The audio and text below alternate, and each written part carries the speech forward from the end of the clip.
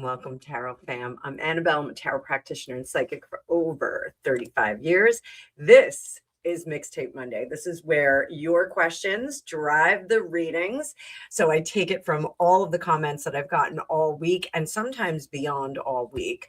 But we're going to cover global issues, a few different global issues that are tied together by power, resources, and consequences. This isn't political advocacy. I got a few people who were a little bit abrupt in their comments after the Venezuela readings that I did.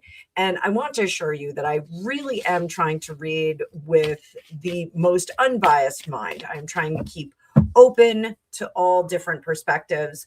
I am I'm certainly a libertarian, which means that I really don't care about the things that are going on in the world that aren't any of our business. So I'm on the fence about this. I don't think that right now, I don't think that Venezuela was any of our business, but we're going to look at some cards and I'm going to keep toying with this and turning it over in my mind and see if I can come up with a solution. Maybe you can too while you're watching this. So tarot is being used as an interpretive tool in this sense. It's to understand timing, intent, impact, maybe peel away some of the layers and see what's going on behind the scenes a little bit too. So we're going to look at the energetic trajectory. We're not cheerleading any one person or power center. I do want to see everyone be able to live their best life. So I want to make sure that that's clear. So the live is going to handle some of the follow-up questions. So certainly write your questions down, make note of them, and we will answer them in the live that is immediately going to follow up after this video is done. So right now I'm chatting with you in the comments. So hi to myself, and we're going to drop right in and we're going to address the first of our questions. So I'm going to bring up that card view. If you have not yet hit that like button, hit the like button. If you're not yet subscribed, why not? We have a lot of fun over here. It's a really great community. I do all of my content. I try to do it as much as I can with comments and suggestions from you all in the chat. So you're really building the focus on this channel. So I'm very grateful for that. You guys come up with some really great questions. You're a smart crowd out there. So let's bring up that card view and giddy up, Buttercup. I hope you're having a great start to your week. We'll make this nice and big so everybody can see it just fine. Our first question is regarding Venezuela, the substances that this event was purported to be addressing, and what that street level impact's going to be. So Vicky Palmer, your question is up on the tarot topic today. And Vicky asked, will the events that took place, for those of you that are living under a rock, the Trump administration marched right into Venezuela, scooped up Maduro and his wife, and have now brought them back to the United States for indictment, for having an illegitimate government, and for impacting the substance black market that's here in the United States by governor, I keep calling him Governor Trump. I don't know why, guys. President Trump has said that it is his understanding that every boat that came over to the United States, either laden with substances or having some fentanyl involved, is responsible for about 25,000 deaths here in the United States. So large numbers we're looking at there. So Vicky wants to know if this is going to reduce the substances and the substance-related deaths here in the U.S. I want to give you some historical framework here. Venezuela has been a transit corridor historically, not just a producer. Power vacuums historically disrupt supply chains before stabilizing. So we're seeing that now. And regime changes rarely produce immediate street level relief. So let's take a look. First, we're going to dive into what role did Maduro's regime play during the current substance flow into the United States. So let's see, what role did they play? One card, Page of Needles. So I'm going to say that I don't think that this was originating with Venezuela. I don't think Venezuela was like, hey, this is a really good idea. I don't think Maduro's government was like, let's make a deal with this. So what was the system there? Queen of Cups, Three of Needles. I do think that Maduro's government was given an offer they couldn't refuse. I think they were given an offer they couldn't refuse. I think the situation is much larger than Maduro. So real quick, was Maduro more of a controlled Muppet? Was he more of a controlled Muppet? Queen of Buttons and the Tower in reverse. I think he was in cahoots with some of the other really, really big producers. I think they had him be that corridor that we just talked about, the transit corridor. I think they gave him a little bit of trouble on that. So I'm just going to say that Queen of Pentacles in reverse does not look like he was an agent or an architect of any of this produce logistics. Let's produce logistics, we'll call it. So does this intervention, and that's just my notes here, does the intervention in Venezuela, does it impact any of the produce logistics in the short term? Knight of Buttons, it does interrupt in the short term.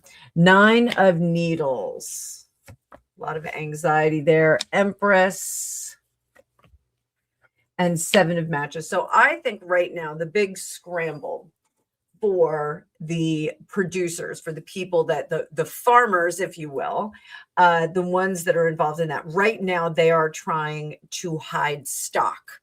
The problem is that we're not moving things right now. So the entire system, like the way I'm seeing it, it's like a straw, and the straw is pinched where Venezuela is. So there's going to be backup on the one side of the straw, and there's not going to be any delivery. So I do think it's going to impact street level to a certain extent, but the focus is not so much how to get it through that pinch in the straw, but developing other pathways around it. And interestingly enough, a friend of mine was headed down, had a flight today. I don't know if they got out, but they had asked me, what do you think? Is it a good idea to go on this trip? And I think that there's going to be a lot of rerouting. I think they're going to be very careful about some of those countries down there and some of the airport hubs. So if you are traveling to that part of the world, I think you can expect massive delays. I think you can expect canceled flights, rescheduling, those kinds of things. And part of it, I think, is tied into this because they are going to be watching like a hawk for some of those other delivery points. Now, I know that we had boats that were coming in, but planes, trains, and automobiles, we can always find another method of transport. So, and I do think that there's going to be a lot of inland marine travel. I think we're going to be seeing a lot of trucks and things like that that are going out of other countries. So the route may be a little bit longer. They may be going up into other countries to be shipping out of there over water. Let's just see what direction those farmers, if you guys know what I'm talking about, the farmers, the people that are actually making the produce, what are the farmers doing right now? What are they doing right now? Page of Buttons, they're finding new logistical plans. Four of Needles in reverse, Judgment, Hangman, Page of Matches, 10 of Needles. Waterways are shut down to this distribution process. Waterways are going to be shut down. They're all staying away from the water. I do think that they are trying to find ground methods, but I think the only way that they can start to move, and it's going to be limited supplies, will be going over in smaller aircraft. That's what I see. It's going to be very hard for them to go over water, and the land transport is too slow. It is too slow. So the whole system, remember what I said about that straw with the pinch straw in the middle, the whole system is blocked up. They're not going to be able to deliver. They're going to get some through, but not a whole lot. So I think we do see improvement in the United States, but I also think we see ingenuity for the farmers and producers of these things. So what is the long-term effect? Do we see ingenuity outwit this blockade, if you will? Reading from the producers and farmers' perspective, 8 of Needles, Knight of Matches, 3 of Needles. I think they're going to be thwarted. I think the producers are going to be much thwarted on their transportation. I think it's very, very difficult for them to get things into the United States after this. If they have to go through Texas, it's not going to turn out well for them. So if they've got to go all the way up through all of the South American countries and into Mexico and transport trucks, those kinds of things, it's just not going to work out. So I do think it's going to have an impact on delivery. I think we're going to see reduction of numbers. Long term, I think they are shutting down those avenues of delivery. So in the short term, I think there's a lot of problem solving going on the part of the producers and the individuals that are engaged in this kind of business. Let's just do 1 2-penny. And again, I'm using the Madame Clara 5-penny tarot and the 2-cent oracle. We're going to pull an oracle card for the avarice for the producers, profuseness, avarice and profuseness. So I think that they're going to be they've got some creative minds trying to figure out how to get in here. There is one wild card person here who's trying to get a big cargo plane and fly that into Canada. They're going to try and make it look like they're like going up into like the Great North and then bringing it back. So I don't know. We'll have to take a look at that later. That specific flight that dropped into my vision here. If you want me to read on that, drop it in the comments right now. So I do think we're going to see some long-term, some of the delivery pathways are going to be completely thwarted. They're just not going to be able to get through those. So one of the things in the process of rerouting logistics, do we see them mopping up more of that? In Mexico, I'm going to say this right now, in southern Mexico, they are going to encounter some other, say, other companies that are going to try and obtain their produce. So that's one thing that we can look forward to in the next 6 to 8 months, that we may see more organized conflicts in southern Mexico. So that'll be something for another reading as well. Drop a comment if you want me to read on that. Next question came from Karina.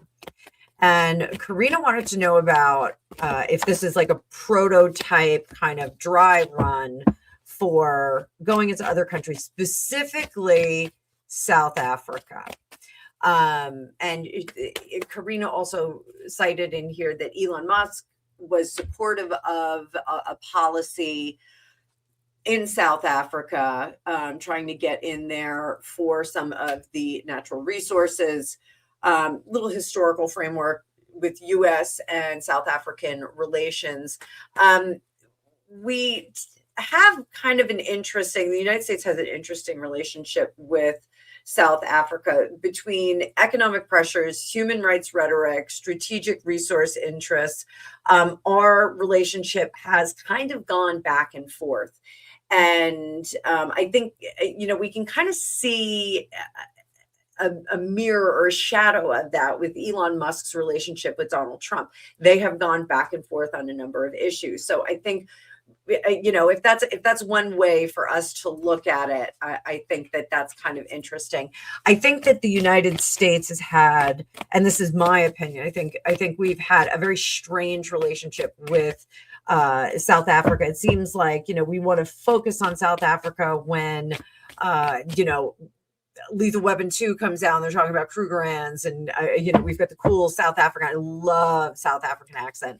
I think Afrikaans accent is absolutely beautiful. So let's see, what is President Trump's true intent regarding South Africa? What do we have here?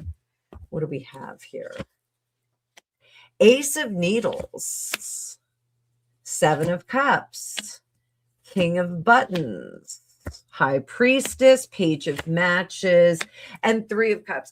I do think that in the moment, right now, they don't have resources that Trump is prepared, or Trump and his cabinet are prepared to put it all on red, put it all on black. They're not willing to do that. They want to keep the relationship sweet, but they are not ready to dive in yet. I think this oil situation that we have down in Venezuela, and mind you, Venezuela has more oil resources than Saudi Arabia. So the estimate that I read was 303 billion barrels of oil are in Venezuela's ground, and that Saudi Arabia had like 280 billion. So really, we're looking at a vast resource in Venezuela. The resources that are in South Africa are in the moment not as valuable. And just like, commodities will go up and down, whatever South Africa has that we want, that Trump's government wants, that Trump wants to like roll up his sleeves and get a hand in, it's not as valuable as this oil situation. And for those of you who said like I didn't give a hoot about the Nepo babies, the Nepo Trump babies, lining their pockets with the oil grab here. I didn't dive into that. I don't know if that is where the benefit's going to be. The president has already said that, he wants to give that money back to the Venezuelans. So my readings over this weekend, I do think that they're going to invest, the United States is going to invest in the infrastructure to make that oil delivery more efficient. It's going to become cheaper then, but it's going to enrich all. So we'll see what happens. But as far as South Africa, I think he's kind of holding this in place. This is the safety school if he was applying to college. This is the gal that he knows is going to say yes to a prom invite. It's not necessarily something that he is hopping on right now. There's a certain level of confidence of his relationships in the country with those power players in the country. He is really confident about what he can negotiate with, and prepared to drop little hints about that and to get the key people keen on what he wants to do. I think this is a very interesting thing. While I don't think that he is interested in exploiting South Africa, everything that Trump looks at, and this is his scope, he is looking at it as investment. And 10 of buttons. I don't think South Africa is going to be really too interested in this. I think a partnership with the United States they're just not really gonna. It's not something that excites the leadership in South Africa, nor the people. It really is like, well, maybe we'll talk about that later. Maybe we'll go for coffee at another day. I don't want to go to the prom, but we'll go for coffee maybe, or we'll grab a drink. We'll go out and grab a drink real quick, like a happy hour. And then I got to get up early for a squash game. So I think they're really just going to kind of kick this down the road, the partnership with Trump. But does Trump have any intention of going in there and reordering the government in South Africa? Does he have any intent of reordering the government in South Africa? 8 of Cups, 7 of Cups, 7 of Matches, Knight of Buttons, Queen of Needles, 10 of Cups in reverse. I do think that there is a seeding of some sort of, you guys could do better. Like, I think he is seeding the narrative with that. Let's get a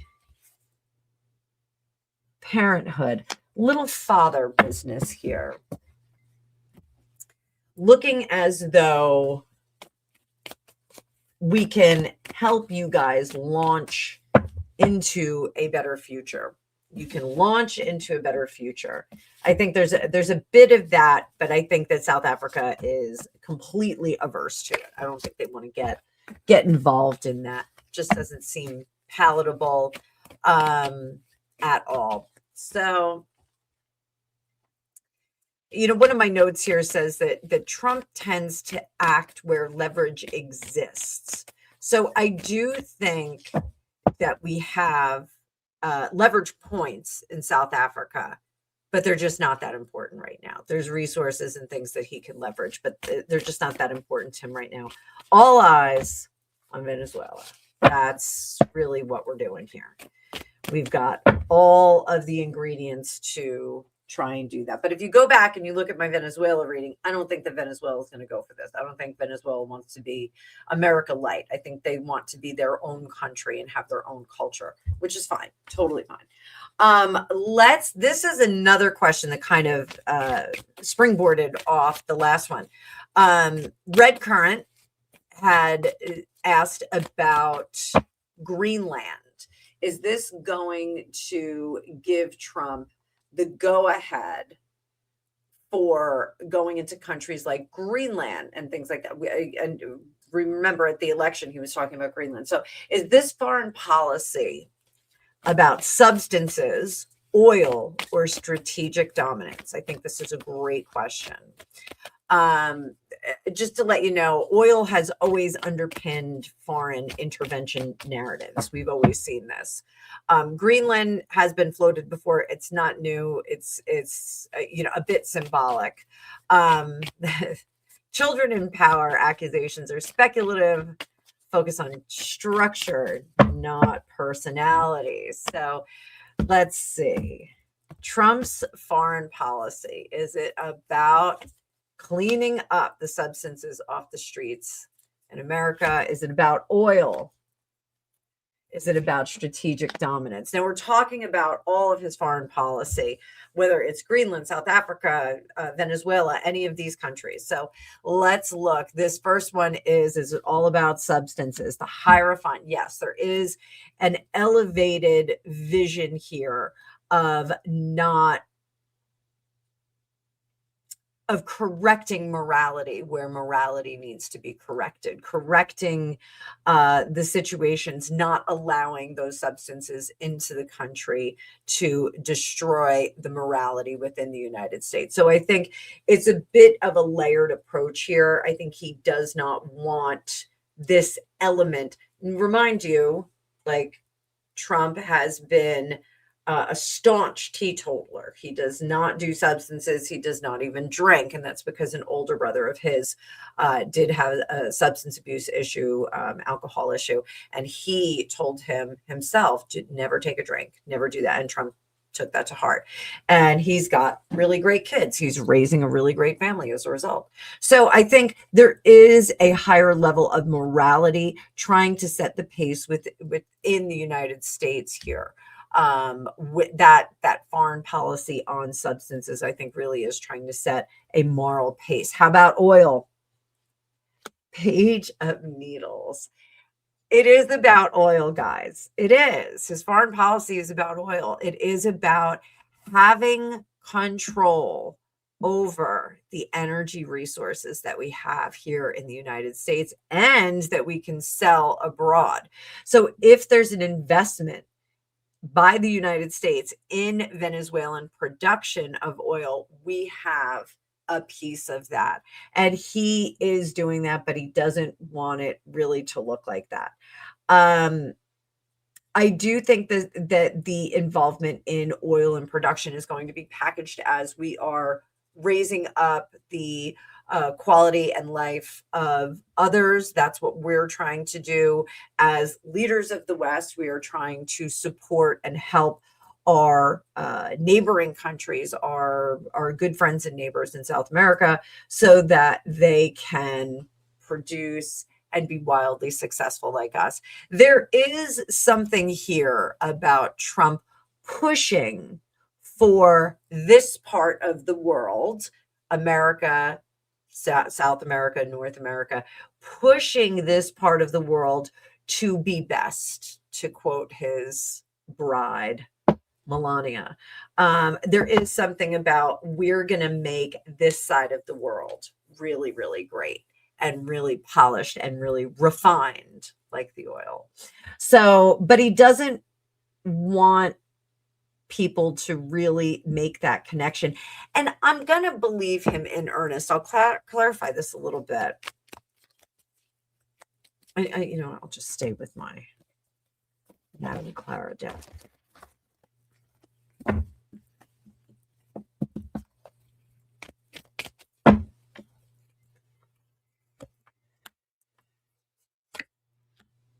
Queen of Cups and Five of Cups. And the Trump haters are not going to like this, but I do think that he is trying to build structures where other neighboring countries can be wildly successful. I think he's trying to do that very much right now so that we have economically strong countries that will be, corruption proof in a lot of cases, corruption proof. Wild success will make corruption very difficult, because if you're succeeding in a legal fashion, then why would you have to go on an illegal route? So I do think he is trying to lift up those countries to make them more corruption proof. I think that's pretty fair. Strategic dominance, Seven of Needles, Seven of Swords in reverse. Yeah, he is creating allies and strategic strong partners in his part of the world. He did not want China and Russia cozying up and getting comfortable. Remember the Bay of Pigs.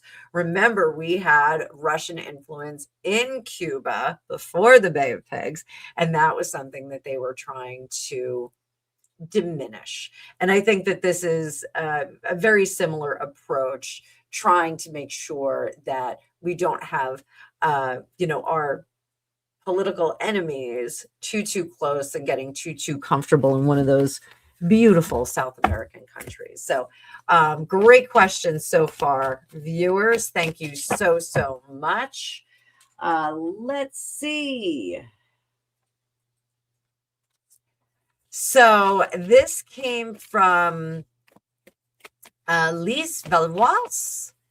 And this is a question about Brazil, and how this South American event is going to impact Brazil. Now, the question, just to be clear, was how is this going to impact other countries that are in South America? And I wanted to stay with just Brazil because we could be here all day long going over all of the countries in South America.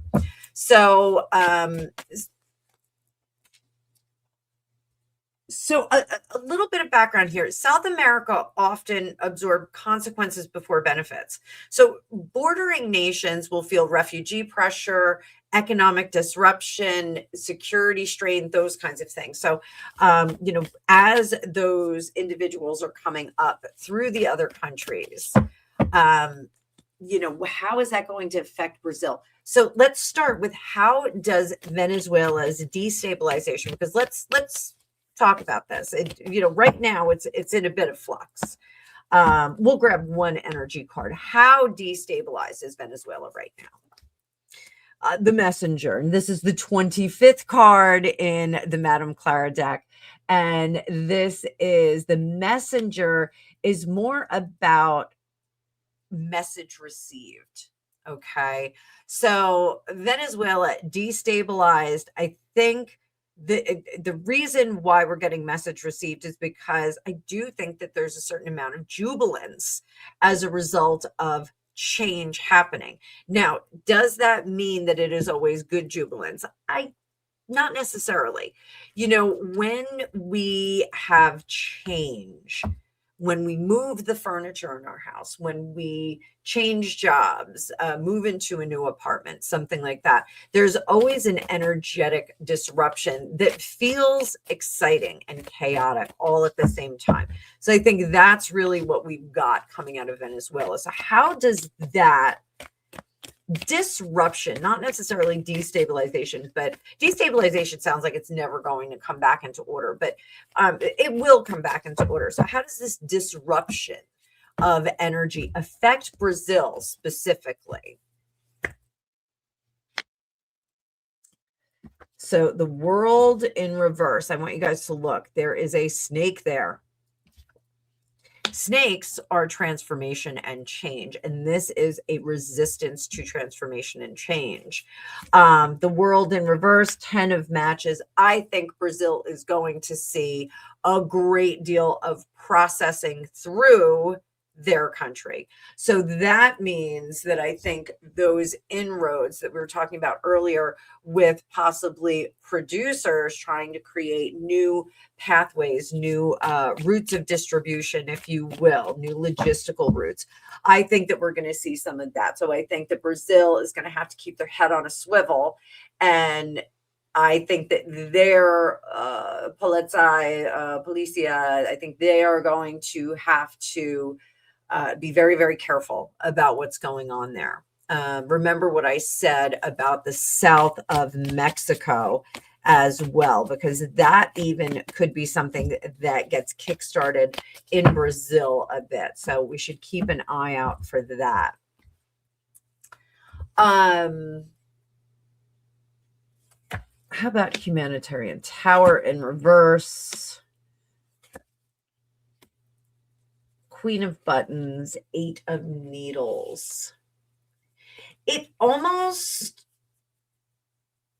feels as if there is a push to process migration through the country. And this is about like regular people, like just regular people that are kind of moseying on through. I do think that some of those are return to sender, but there's a bit of, if you're not going to stay in Brazil, move it on. It's the ugly lights come on in the bar at the end of the night. You can't stay home. You can't stay here. You don't have to go home, but you can't stay here. So I do think that Brazil will establish a less tolerant program of having people wander about the country. I think there's going to be a lot more questions about who are you, what are you doing, and when are you leaving? They're going to be showing the guests to the door. And I think that is pretty interesting, because it's almost as if out of this destabilization and the existing flow of individuals is going to come to an end in within the next year or so. I think that there's going to be more accountability for who is in the country and what their purpose is. So less traveling. So if you're planning on backpacking through Brazil anytime soon, I wouldn't do it. I wouldn't do it. What should regional populations prepare for emotionally and practically? What should they prepare for? So this is for our Brazilians. Should also not urinate in the Amazon. What's that? Also, don't urinate in the Amazon. Oh, okay. 7 of matches, 4 of needles.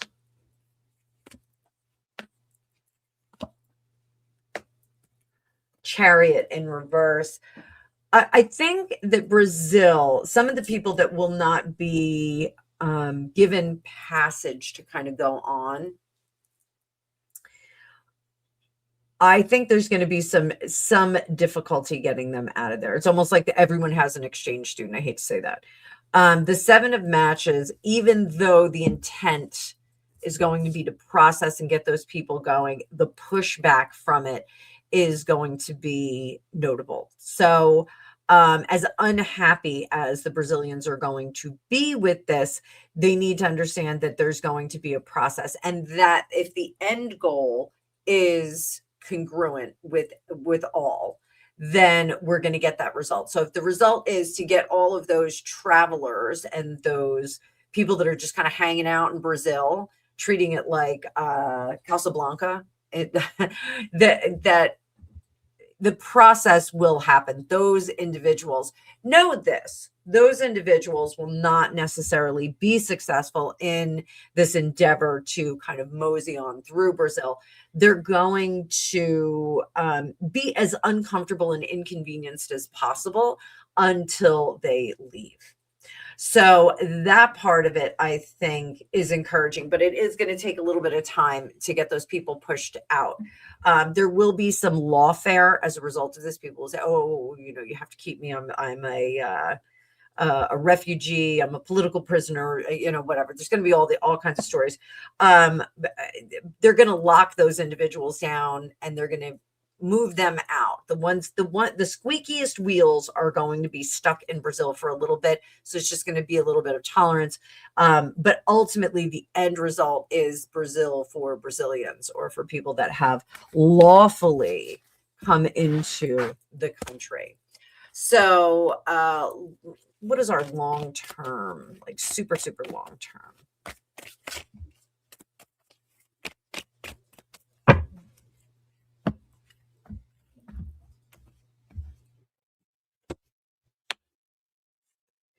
Tower in reverse, 7 of cups, Ace of needles, 10 of buttons, star, and the beyond, So that also is a card that is specific to this deck, and the beyond is in reverse.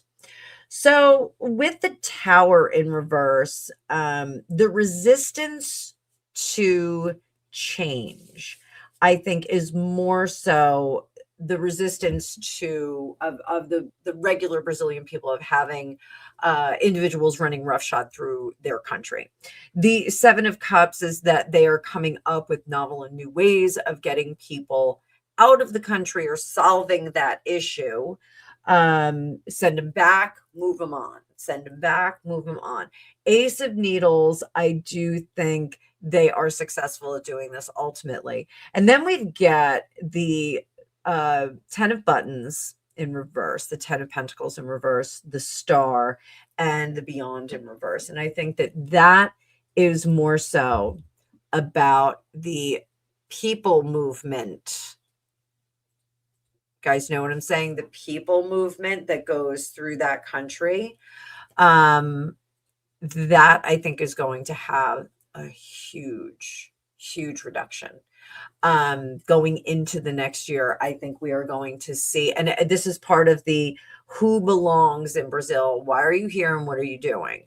So I think the movement of individuals, the movement of people as products, you guys picking up what I'm laying down, I think that is going to be greatly impacted in the next 12 months, 12 to 13 months. So did not expect that to come through just yet. I wasn't looking at moving people around the country. But we're going to wrap this up here, but I'm sure that you all have a lot more questions. So we are going to go right into a live after this. So you can say hello in the comments. Save your questions. If you put questions in the comments, bring them on over to the live because we are going to be asking them over there. We'll stick to the topics at hand. So it's really going to be this movement of action that we saw of the United States down in Venezuela and what's going to be going on elsewhere in South America and abroad. So you can drop your questions. Try and stay to the content as much as you can. But if you've got like a wild card question, I will gladly answer it because I love when you guys ask questions. So you will be magically transported over to the live from this premiere. But I do thank you for watching, and I thank you for your time and your subscriptions and your memberships and the private readings that you guys have done. It's been a great start to 2026. And I am just looking to the future where we're going to have a lot of fun and get nuts over here. So thank you. And I will see you in the chat on the next one. So magically transported right over. See you in a minute.